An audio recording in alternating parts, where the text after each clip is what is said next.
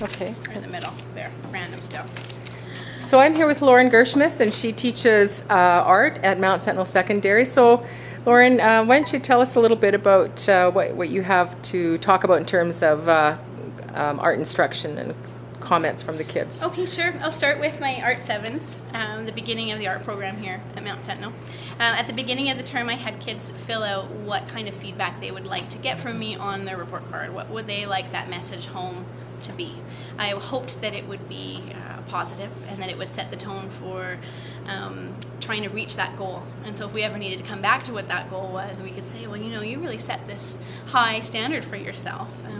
How can we get there? So I'll read out a few of them. Dear Mom and Dad, I'm having fun in art. I hope to get an A, and to achieve this, I will pay attention in class. I'm doing good, Mom, and I listen. What I wish, that's what I've been asked to write down, so here it is. All I wish for in Art 7 is to reach for the stars and be the best I can be. I know that most people want an A or be the best in the class, but I just want to be the best I can be, even if that's only worth a B. It's amazing. I'm a good kid. They want to know that they're good kids. They want us to communicate that back home. I'm trying my best, and I am focused, and I wish I could get an A in art. I hope to succeed in getting better in realism. So you get everything from like me, love me, to I want to improve my skills, and of course the illustrious A. Everybody wants the A, and I don't blame them. How do you get them to that place where they feel confident in art? How they get to be confident? Well, often in grade 7 they start off feeling really insecure, I think, some of them, about their skills, and you hear all the time, I can't do this, I can't draw, I don't want to show it. And you know, you feel a little bit sad, because I think part of art is that emotional side, and trusting your instincts and learning to be confident. And when they can't do that, yeah, your heart goes out to them, I think. So you have to support them in ways and show them that they can.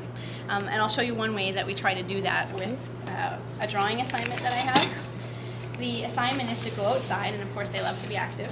So they go outside and they pick a leaf, and we talk about magnification, and you know, it's high school now, so we use the art terms that are out there. We're building up a foundation, so we look at magnification, we talk about Mother Nature and all the flaws, and that actually makes it really quite beautiful. We have them draw a leaf from memory, and it's quite perfect, like a symbol usually, and then we talk about those flaws and how to make something look realistic. You have to include the flaws. So I think that's kind of a nice, gentle way to break into having flaws is a good thing.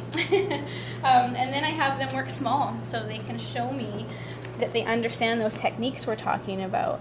And so on a very small card that's quite a bit less precious than the large final project, they can show me color blending, that they're using the entire space, and then that they've learned this technique to scratch back. And so once they have had the success, and each of them has been successful, there are a lovely set of cards in here with all kinds of different solutions to the same question of detail and drawing from observation. Once they've demonstrated that, they get their big piece of paper. They have their A when this goes in the book, when they can show me those techniques to the best of their ability. So it also helps me to compare them only to themselves and not to the person next to them.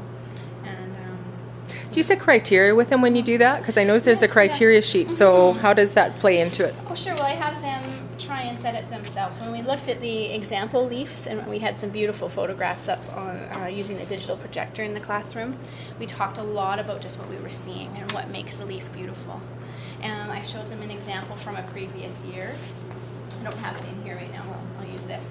And we talked about what made that leaf look so striking. And they came up with it, and they would say things like the flaws. Well, it looks really real when we can see where the worm has eaten through the leaf, or where the colors are starting to go brown.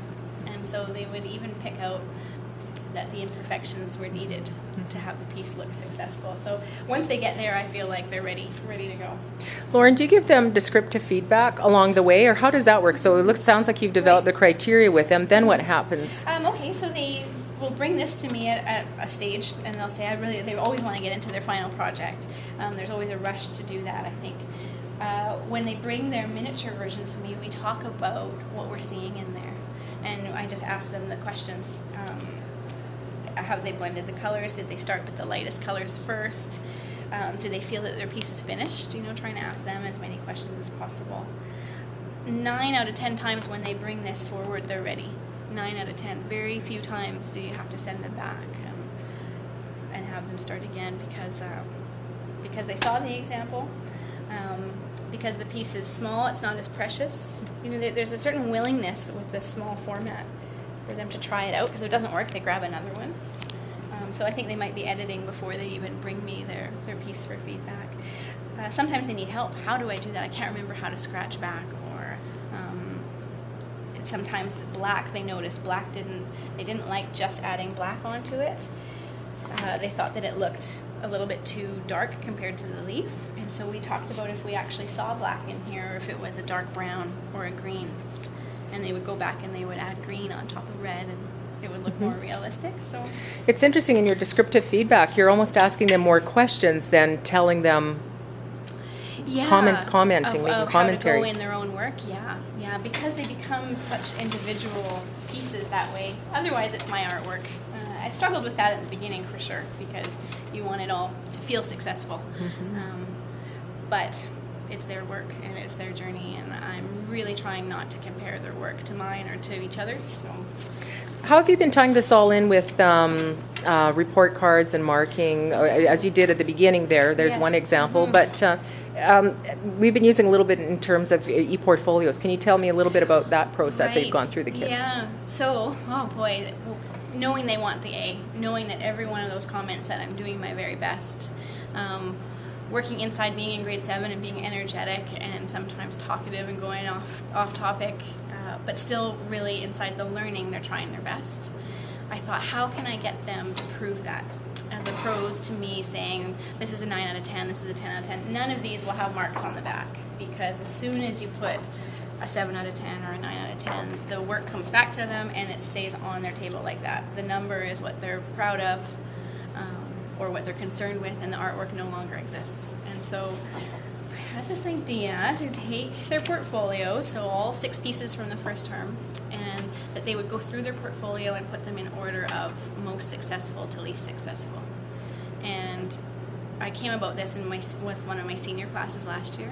There was a lot of not so successful work, and I didn't want to mark them on what they didn't learn or what I felt that I hadn't taught very well.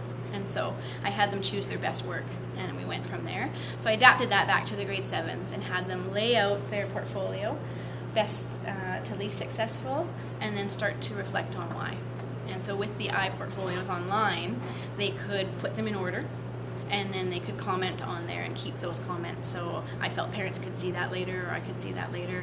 The beautiful part of that was that they started to understand effort in art, and asking questions like, well, why wasn't that one as successful? Well, I didn't really like that project, or I didn't put in as much time in that, I was talking a lot, or it didn't get done.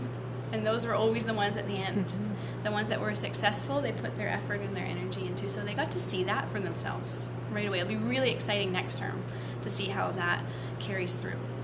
So it sounds like you're working with criteria with the kids, that there's bits and pieces built, success is scaffolded along the way, and that you're building metacognition by asking them how they're doing on the pieces, and then it's a portfolio piece where it's a work in progress. It's their work, so I can take it home and mark, A, B's, or C's on all of it, and give it back to them in that way. But it's not feedback, and in a certain sense, it's damaging in art. That question of how are you feeling about your work? That came through Chris here. She said, ask the kids how they feel, if they're proud, because they'll constantly come to you for affirmation of their work. Is this good? Does this look good? Do you like this? They'll say, and it's so easy to say, yes, I do. I love all your work, but that doesn't help them either. So when they can say what they're proud of in their piece, then they've learned it. Then they know, and they're very honest about what's not there too. One little girl was almost in tears saying, I don't have all my work done, and I think what I really need to work on is how much effort I put into each project, because it's taking too long and I only have 3, and she was proud of all 3 of those. And so then the question of quality over quantity comes in too. Would she not get an A for not having all 6 pieces, or is she doing her very best work and putting it forward? And which is more important, right? Which is more important. So having them decide that. They see for themselves in that moment when they have 2 out of 6 or 3 out of 6 if they're talking and goofing around and not putting their effort in. They have that information.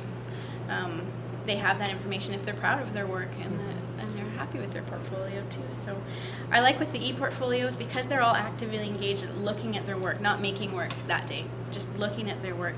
I walk around and I have a snapshot of my whole class and really where they're at with their effort and with their learning and with what they're presenting. Their reflection piece. The reflection piece, yeah. What do you like best about teaching about art? What are you passionate about art? I think right now in particular, the younger grades and knowing that 11 to 13 years is really where that transition happens, where the kids start to tell themselves that they can't, and having them feel really proud when they can. I think that's it. That's the piece. It's exciting. It's exciting to have 60 pieces of wonderful work to put up and have them on display in the hallways and have the senior kids commenting, "Oh, I can't believe that the grade 7s did that."